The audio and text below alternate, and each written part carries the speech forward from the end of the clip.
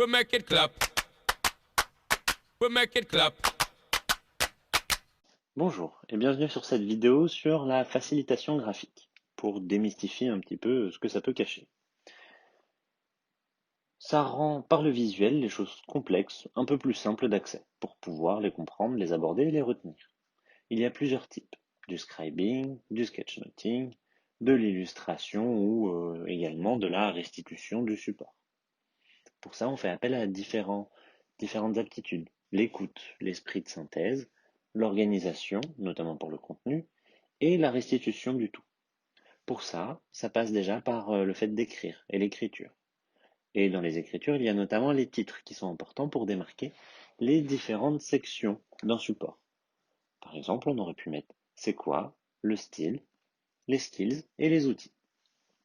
Ensuite, on va parler des conteneurs, des formes dans lesquelles on va mettre des mots, des textes ou des parties complètes d'un graphique. Là, on l'a fait principalement pour les titres.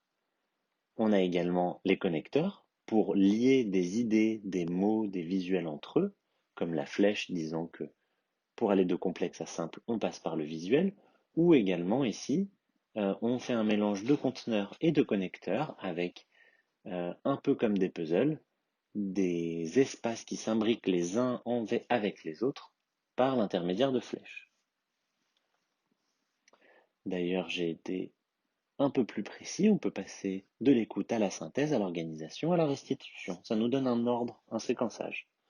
On peut également utiliser les couleurs. Les couleurs sont importantes, il ne faut pas en utiliser trop et ça nous permet de mettre en avant certaines zones de notre facilitation graphique. Ici, on renforce encore l'aspect conteneur des titres avec une couleur de fond, ce qui permet de mettre un focus particulier dessus.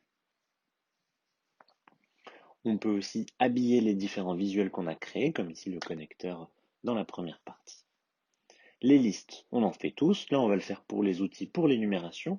Mais les listes peuvent nous servir aussi à l'organisation d'un contenu, en numérotant notamment différentes sections d'un visuel. L'organisation passe aussi par les flèches qu'on a mises via le conteneur et le connecteur. En allant encore un petit peu plus loin dans la réalisation, on peut utiliser des pictos, voire des personnages. Là, on en met pour illustrer à quoi correspond écrire, les titres, le conteneur, les couleurs. Voilà, on commence à illustrer. Ce qui est très important de retenir, c'est que le picto est au service du texte. Une facilitation graphique, ce n'est pas un dessin énorme sur lequel il n'y a aucun mot. Au contraire, il pourrait même y avoir des facilitations graphiques ne contenant uniquement que des messages écrits sans même de visuel. Là, pour le style, on précise que le scribing, c'est quelque chose qui se fait en direct et c'est une restitution pour le grand public. Ça, je vous en dis un peu plus. Le sketchnoting, c'est de la prise de notes en direct aussi, mais pour soi. Et l'illustration, support, ce sont souvent de grands visuels, enfin grands plus ou moins, à destination d'autres personnes. Ici, les pictos nous permettent d'illustrer un petit peu les propos. L'écoute, c'est bien sûr ce qu'on va récupérer. La synthèse, c'est comment à partir de plein d'objets, j'en fais un seul. L'organisation, la restitution, tout ça. Voilà, ça découle.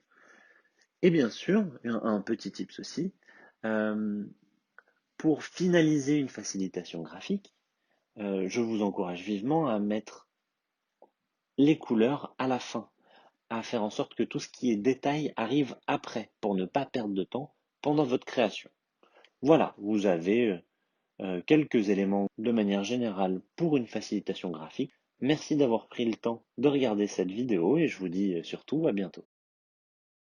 We make it clap. We make it clap.